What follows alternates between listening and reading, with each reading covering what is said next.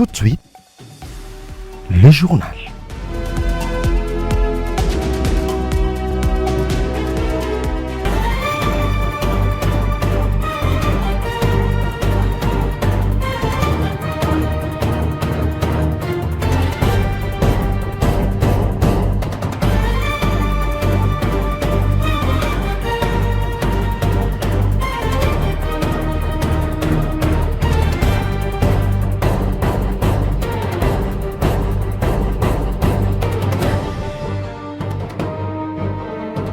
Bonsoir à toutes et à tous, mesdames et messieurs. Bienvenue à ce journal dont voici les titres. De fortes pluies ont provoqué des inondations et l'effondrement de plusieurs maisons à Kinshasa, notamment à Lemba et à Mongafula, causant ainsi d'importants dégâts matériels. Et puis réunis au CEPAS à Kinshasa, des acteurs de l'opposition de la société civile ont officialisé la création du FLAR, une plateforme destinée à lutter contre les arrestations abusives en République démocratique du Congo. Une fois de plus, bienvenue à ce journal. Ouvrant cette session d'information par cette nouvelle, plusieurs communes de la capitale congolaise ont été inondées et des maisons se sont écroulées dans différents quartiers, notamment à Salongo, dans la commune d'Elemba et à Kindele, dans la commune de Mongafula. La pluie diluvienne qui s'est abattue ce vendredi 20 février a également détruit des biens matériels, perturbant ainsi la vie des habitants et soulageant le risque lié aux infrastructures précaires. Les autorités locales sont appelées à intervenir rapidement pour évaluer les dommages et assurer la sécurité des résidents.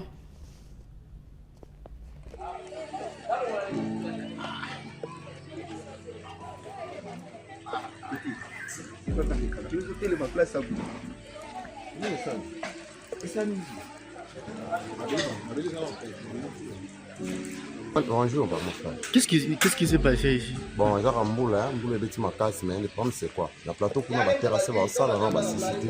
Mais à partir de la terrasse, de tonne de ma casse, de timiki koto, de ça là, de sandy au koto. Donc, on est comme si on était en train de écouter un mythe que j'espère que vous Boulon est bandé par combien? Boule bandit depuis 4 heures. 4 heures boule bandit. Donc, juste il faut pas bandana le polo. On va cité sur ces ailes polo pour qu'à niveau de polo qu'on a passé ça. Merci.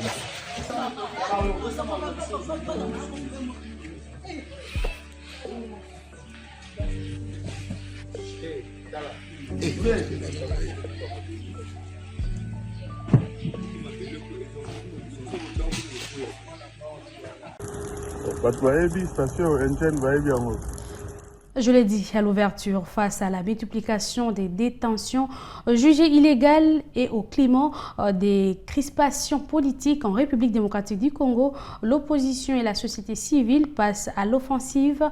Réunis ce vendredi 2 février au CEPAS, activistes et figures politiques ont formalisé la création du FLAR, le Front de lutte contre les arrestations abusives et arbitraires.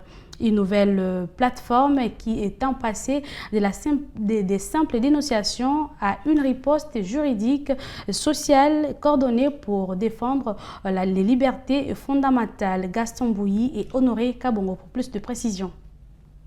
La salle des conférences du Centre d'études pour l'action sociale, CEPAS en sigle, a servi des cadres ce vendredi 20 février 2026 au lancement officiel du FLAR, le Front de lutte contre les arrestations abusives et arbitraires.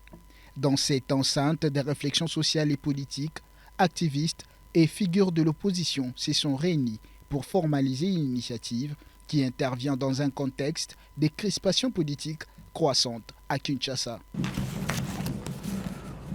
Nous ne combattons pas des individus, nous combattons des pratiques. Nous combattons un système qui est installé. Nous ne cherchons pas le chaos, nous exigeons l'état de droit. Nous ne s'aimons pas la division, nous protégeons la dignité humaine. Le FLAR se veut un rempart contre l'arbitraire et un instrument de vigilance démocratique. Car lorsqu'un citoyen est réduit au silence par la peur, c'est toute la République qui vacille. Après ces déclarations liminaires, Plusieurs interventions se sont succédées. Les membres de ces fronts ont insisté sur la nécessité d'une riposte concertée et structurée, plaidant pour le respect strict des libertés fondamentales et des délais légaux de détention. Non, la démocratie, c'est une culture. La démocratie n'est pas le nom, n'est pas l'appellation, c'est une culture.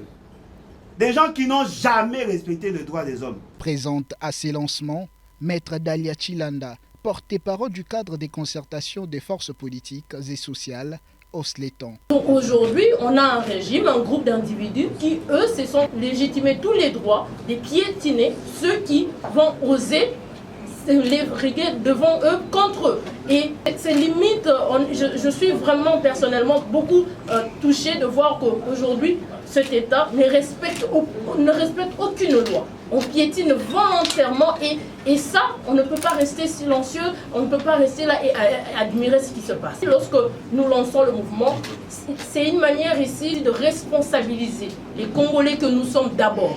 Au-delà de notre appartenance politique, on a dit nous avons des artistes, nous avons des journalistes. C'est une manière ici de mettre en synergie, de fédérer ensemble. Parce qu'aujourd'hui, ce qui est arrivé à nos confrères peut aussi m'arriver, peut arriver. Et on ne peut pas être là dans un état, soit-il, et tolérer cela. Donc à cela, nous nous levons effectivement pour se joindre et s'élever pour dire que non, nous ne pouvons pas laisser passer une telle chose. Donc, c'est ce que Avec ces fronts, ces initiateurs attendent désormais passer de la dénonciation à l'action coordonnée. Reste à savoir si cette nouvelle plateforme parviendra à infléchir les pratiques décriées en République démocratique du Congo. Et puis, cette information dans un communiqué rendu public ce vendredi 20 février par le porte-parole ad intérim des FARDC, le lieutenant-colonel Mac Azoukay, les forces armées de la République démocratique du Congo, dénonce des attaques de l'armée rwandaise et ses supplétifs de l'FC 123 dans le nord et sud Kivu le 18 et 19 février dernier, malgré le cessez-le-feu proposé par l'Angola. Plusieurs localités ont été visées, 4 maisons incendiées et un jeune tué. L'armée congolaise réaffirme son engagement à respecter le cessez-le-feu afin de valoriser le retour de la paix dans l'est du pays et dans la région de Grand Lac. Et puis, crise humanitaire dans le Grand Lac, l'Union européenne en mission d'urgence après Kinshasa, Kigali et Bujumbura. La commissaire Adja Labib s'est rendue à Goma pour rencontrer les autorités de l'FC 123, un périple diplomatique pour exiger le respect du droit international alors que la situation humanitaire ne cesse de dégrader dans l'est de la République démocratique du Congo. À la gestion de crise et à l'aide humanitaire avec un mandat humanitaire. J'ai été effectivement mandatée par le ministre des Affaires étrangères des 27 pour me rendre dans la région des Grands Lacs et établir un rapport ensuite concernant la situation humanitaire qui s'est aggravée dans cette région ces derniers mois. Je me suis rendue tout d'abord à Kinshasa, ensuite à Bujumbura, puis à Kigali et maintenant à Goma avec le même message, un plaidoyer en faveur du respect du droit international humanitaire. La situation est catastrophique. Nous devenons le premier acteur global humanitaire au monde, particulièrement ici dans la région des Grands Lacs, mais il faut nous aider à faire notre travail. Et nous avons de plus en plus des violations flagrantes du droit international humanitaire. Nos travailleurs risquent leur vie en voulant sauver celle des autres. Et donc j'ai fait part de toutes sortes de tracasseries, de problèmes. Et je me fais le relais ici des ONG internationales, des agences des Nations Unies qui travaillent difficilement ici et dans les camps de réfugiés de la région pour alléger les souffrances. Je me suis moi-même rendue dans les camps de transit, j'ai moi-même recueilli les témoignages.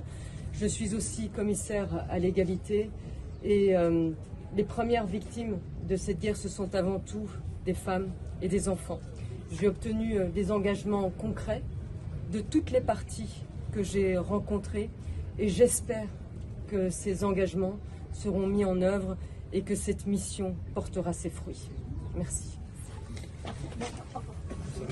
Commissaire, notre Massad Boulos, conseiller spécial de Donald Trump pour l'Afrique, est formel. Les États-Unis ne vont pas tolérer les non-respects et désengagements pris à Washington par le président Félix Tshisekedi et son homologue du Rwanda. À ces propos, les politologues Freddy Mulumba aperçoit à travers cette déclaration de Boulos la fin annoncée du régime de Kigali. On va l'écouter dans cet extrait.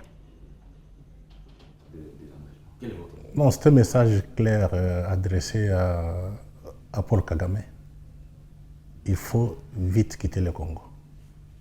S'il ne respecte pas les ordres donnés par les Américains, il va subir ce que Mobutu a subi. Il faut relire l'histoire de Mobutu. On a envoyé un messager ici pour dire au président Mobutu, cède le pouvoir. Mobutu avait refusé. Et puis on lui a dit clairement, si vous ne voulez pas céder le pouvoir, on va tirer votre cadavre dans la rue. On veut éviter l'humiliation. Ça, c'est Gitana Mobutu. Moi, je pense qu'on dit la même chose à Kagame. Il a fait 30 ans au pouvoir, c'est fini. Il ne faut pas faire des miracles. Maintenant, peut-être, on est en train de voir après lui. Il faut éviter les chaos. Vous savez, chez les Burundais, chez les Rwandais, il y a toujours cette tendance entre Tutsi et Hutu, ils peuvent encore s'entretuer. Comment maintenant éviter ce que...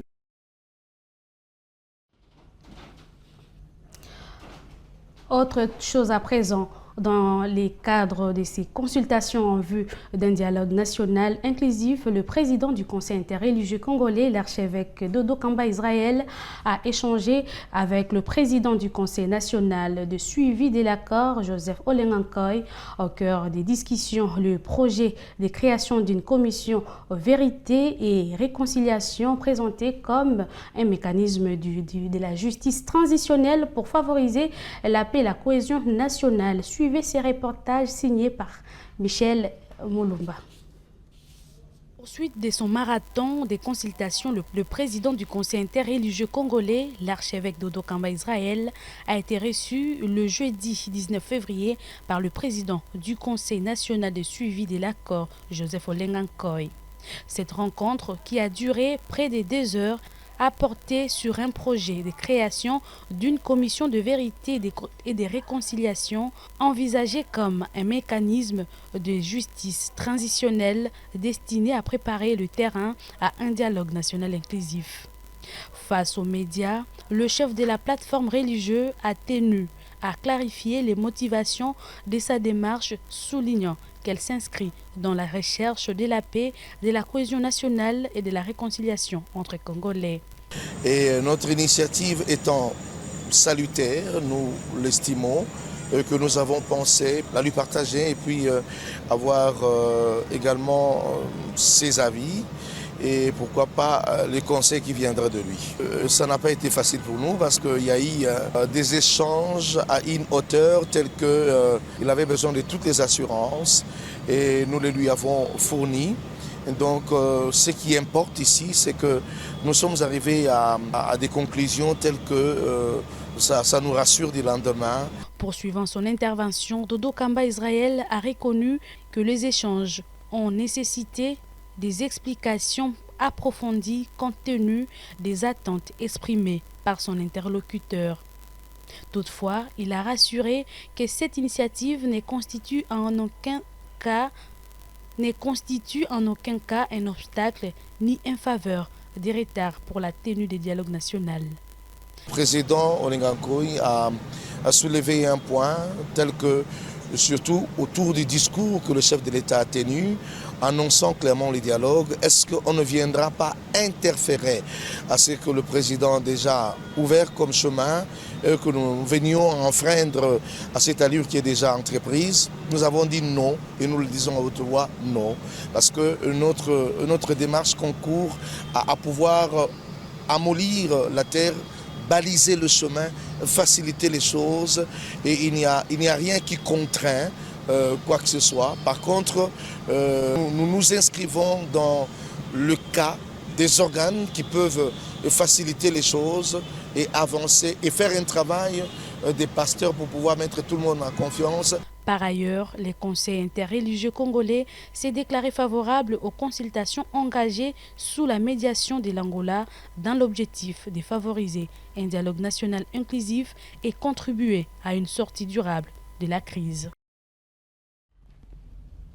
D'un chapitre à un autre, processus d'identification des citoyens congolais, l'Office national d'identification de la population ONIP a réceptionné officiellement jeudi 19 février dernier les fichiers électoraux de 2022 émis par la Commission électorale nationale indépendante. C'est le vice-premier ministre en charge de l'Intérieur, Sécurité et Affaires coutumières qui a présidé la cérémonie des remises. Cette démarche vise à poser des bases d'un fichier général de la population et à faciliter la délivrance des cartes d'identité pour tous les Congolais, y compris ceux vivant à l'étranger. Suivons ces reportages signés Bruno Mbouyi et Ezekiel Bafala. Réunis dans la salle Virunga du cabinet du vice-premier ministre en charge de l'Intérieur, les acteurs du processus ont assisté le jeudi 19 février à la remise officielle du fichier électoral issu de l'enrôlement de 2022 par la Commission électorale nationale indépendante à l'ONIP. C'est le vice-premier ministre de l'Intérieur qui a présidé la cérémonie et ces transferts ouvrent la voie à la constitution du fichier général de la population. Dans son adresse, le vice-premier ministre a martelé qu'aucune sécurité durable n'est possible sans une identification fiable des citoyens, appelant l'ONIP et la CENI à accélérer les prochaines étapes afin de doter chaque Congolais d'une carte d'identité. Mesdames et messieurs, sans identité fiable, il n'y a pas d'État fort. Sans fichier de population crédible, il n'y a pas de planification crédible. Sans traçabilité et identification des populations, il n'y a pas de sécurité durable. Ainsi, de ce pas, j'instruis Monsieur le Directeur général de l'Office national de l'identification de la population à procéder sans délai au traitement de ces données afin que la carte d'identité nationale soit délivrée à tous les citoyens congolais. Mesdames et messieurs, Monsieur le Directeur général de l'ONIP, la nation nous regarde, le peuple nous attend. Le président de la CENI a pour sa part réaffirmé l'engagement de son institution à accompagner pleinement cette dynamique. La CENI continuera d'accompagner l'ONIP dans son effort d'identification de la population congolaise et dans la constitution d'un fichier général de la population qui se veut inclusif, exact et exhaustif au service de l'État, de la démocratie et du développement. Même détermination du directeur général de l'ONIP qui assure que le futur fichier prendra en compte tous les Congolais, y compris ceux établis à l'étranger. Je n'oublie pas non plus nos compatriotes de la diaspora, ce prolongement de la RDC à travers le monde. Vous qui contribuez au rayonnement de notre pays à l'étranger, sachez que le fichier général de la population est conçu pour vous inclure au même titre que ceux qui sont au pays. Cette étape marque ainsi une avancée importante vers la modernisation et le renforcement de l'autorité de l'État en ce qui concerne le recensement de la population congolaise.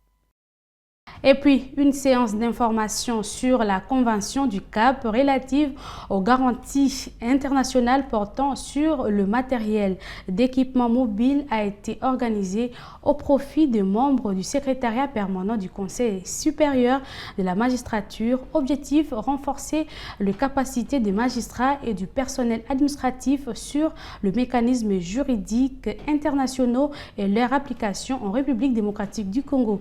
La séance a été présidé par Télésphore Ndouba en présence d'un expert de la primature de la République démocratique du Congo. Regardez.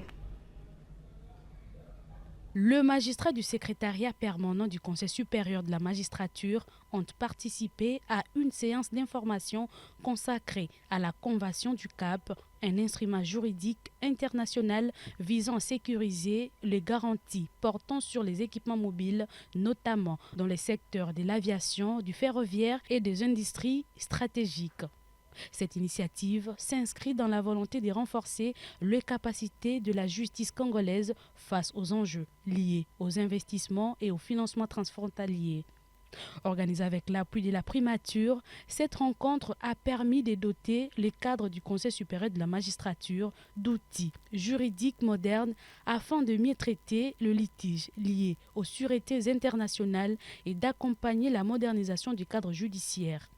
Elle vise notamment à préparer les juridictions congolaises à l'application effective de ces instruments dans les contextes d'amélioration du climat des affaires. Prenant parole, le secrétaire permanent et porte-parole du Conseil supérieur de la magistrature a réaffirmé l'engagement de l'institution judiciaire à accompagner les réformes engagées par le pouvoir public et à adapter la justice congolaise aux standards internationaux. On va faire le travail en synergie avec le barreau et avec le gouvernement. Et je souhaite même que si c'est pour ces aspects-là, qu'on se mette ensemble pour qu'on ne rejette pas la charge au pouvoir judiciaire.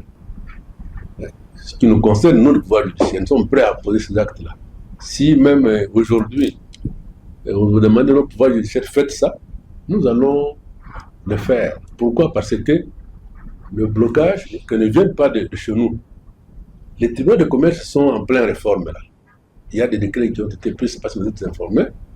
Il y a des décrets qui sont pris là-bas et qui sont déjà exécutés.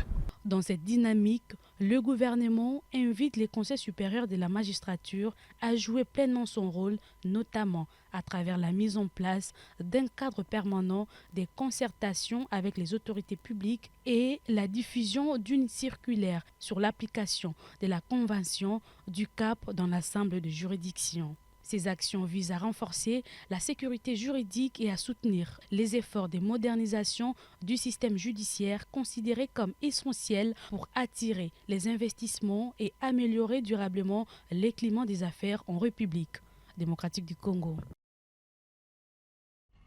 Et puis, la cérémonie des décorations des lauréats du génie scientifique congolais s'est tenue le 19 février 2026 au chapiteau du Palais du Peuple. Chercheurs, inventeurs et autorités se sont réunis pour valoriser l'innovation locale et encourager l'essor d'une économie industrielle basée sur la recherche. Images et commentaires. La décoration des lauréats du génie scientifique congolais s'est déroulée ce 19 février 2026 au Palais du Peuple à Kinshasa. Entre reconnaissance du mérite et plaidoyer pour une économie industrielle, chercheurs et autorités ont posé les jalons d'une RDC résolument tournée vers l'innovation technologique. C'est un signal fort envoyé à la communauté scientifique. Plusieurs chercheurs ont été décorés ce jeudi pour leur contribution au développement technologique du pays. Pour les organisateurs, l'enjeu est clair. L'industrialisation de la RDC ne pourra se faire sans une intégration massive des résultats de la recherche locale. Parmi les figures du pro de cette cérémonie, David Anekabeya Mwanzamvita, inventeur de l'avion École et président du groupe MGK, a exprimé sa satisfaction. Pour lui, cette distinction est l'aboutissement d'un long combat. On espère tous, je pense sans exception, que le gouvernement s'inscrive dans le rêve des chercheurs de voir émerger une économie industrielle. Et cette économie industrielle, elle nous oblige à faire de la recherche. Voilà. Parce que ce qui va permettre de faire ça, c'est d'avoir des bons résultats. Les jeunes de la République doivent être à l'initiative pour s'intéresser aux sciences et technologies, de la création, développement et transformation des produits industriels. Pour lui, cette distinction est l'aboutissement d'un long combat. L'inventeur ne cache pas ses ententes vis-à-vis de l'État. Il plaide pour que le gouvernement s'aligne sur la vision des chercheurs afin de bâtir une véritable souveraineté industrielle. En clôture de l'événement, David Anekabeya a lancé un appel vibrant à la jeunesse congolaise, l'invitant à s'approprier les sciences pour devenir actrice du développement. Pour ces pionniers, l'avenir du Congo ne se jouera plus uniquement dans les discours, mais dans les laboratoires et les usines.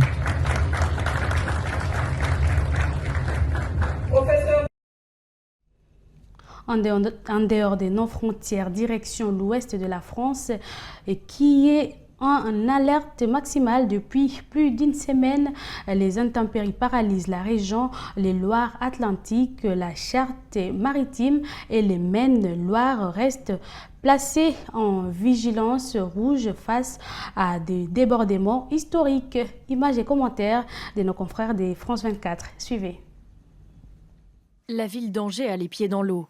Cet habitant n'a pas d'autre choix que de marcher sur ses planches pour sortir de chez lui. On doit marcher dans l'eau, soit on met des sacs poubelles, il y en a beaucoup qui font ça, et au-dessus des chaussures. Sinon c'est pieds nus et on se glace un peu les pieds, mais voilà, il n'y a pas le choix. Hein. Quelques kilomètres plus loin à Saintes, cette habitante et son chat quittent sa maison. 6e jour de crue, elle se sent fatiguée. C'est difficile. Mais bon. Tant qu'il y avait de l'électricité, ça allait, parce que moi je suis inondée qu'en bas, hein, donc c'est...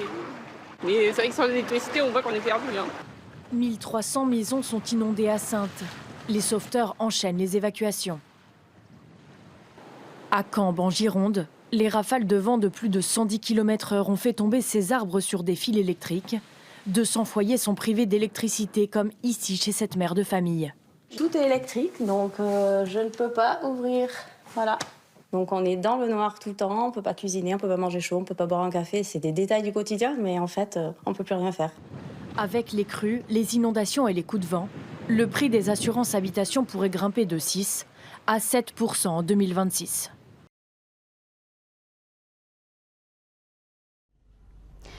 Mesdames et messieurs, ce journal est complètement terminé. Voici les rappels des titres. Des fortes pluies ont provoqué des inondations et l'effondrement de plusieurs maisons à Kinshasa, notamment à Lemba et à Mongafula, causant ainsi d'importants dégâts matériels. Et puis réunis au CEPAS à Kinshasa, des acteurs de l'opposition et de la société civile ont officialisé la création du FLAR, une plateforme destinée à lutter contre les arrestations abusives en République démocratique du Congo. Ainsi s'achève cette session d'information sur la télé de la télévision digitale. Merci à vous de nous avoir suivis. Bonne suite des programmes sur nos antennes. Au revoir et bonsoir chez vous.